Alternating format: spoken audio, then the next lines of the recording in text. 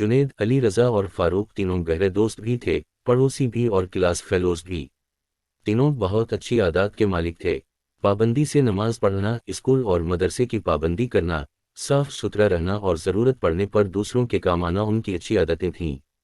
ان کی ایک اور اچھی عادت یہ تھی کہ وہ اپنا جیب خرچ جمع کرتے تھے، پھر ان کے مابین مقابلہ ہوتا کہ کس مہینے کس نے زیادہ پیسے جمع کیے ہیں۔ پھر وہ اس رقم سے اچھی کتابیں اور اسکول و مدرسے کی ضرورت کی چیزیں خریدتے تھے۔ ان کے علاقے کی ایک چھوٹی سی کوٹھڑی میں بابا کریم رہتے تھے جو پھلوں کا ٹھیلا لگاتے تھے۔ تینوں دوستوں کی ان سے بھی سلام دعا تھی۔ ایک روز بابا کریم نے ان سے کہا، بیماری اور کمزوری کی وجہ سے میں اپنا ٹھیلا بیچ دیا ہے اور اب اپنا علاج کروا رہا ہوں۔ پھر ایک روز بابا کریم نے ان سے کہا، بچھو میری طبیعت تو ٹھیک ہو گئی ہے لیکن اب میرے پاس پیسے ختم ہو گئے ہیں اور کوئی کام بھی نہیں ہے، بڑھاپے کی وجہ سے محنت مزدوری بھی نہیں کر سکتا۔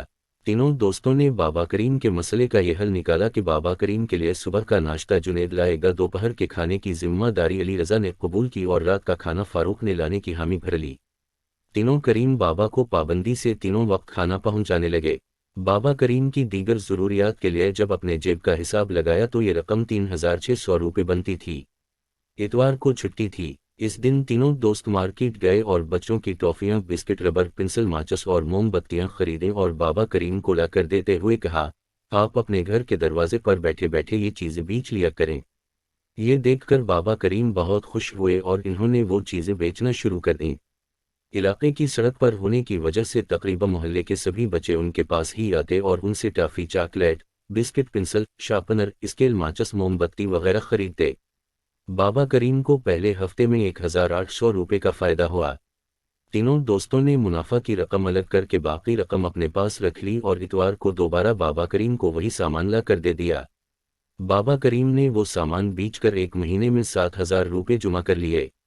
اس موقع پر بابا کریم نے ان سے کہا، اب میرے پاس یہ رقم جمع ہو گئی ہے، تم لوگ اپنی اپنی رقم واپس لے لو۔